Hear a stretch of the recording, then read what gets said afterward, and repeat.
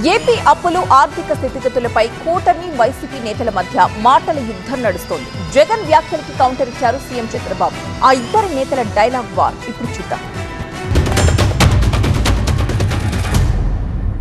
అంటే వాళ్ళు చంద్రబాబు నాయుడు హయాంలో 3,13,000 కోట్లు ఉన్న అప్పులు మా హయాంకి వచ్చేసరికి, మా హయాం అయిపోయేసరికి 6,46,000 కోట్లు అప్పులుగా వాళ్ళంతకు వాళ్ళే చూపించడం జరిగింది.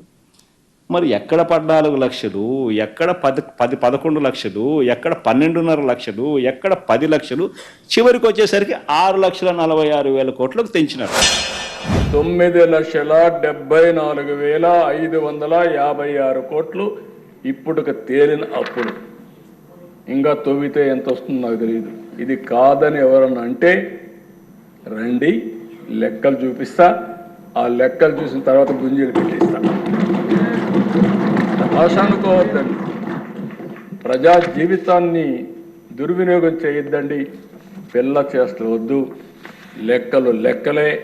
ఈ లెక్కల్ని ఎవ్వరు ఏమీ చేయలేరు.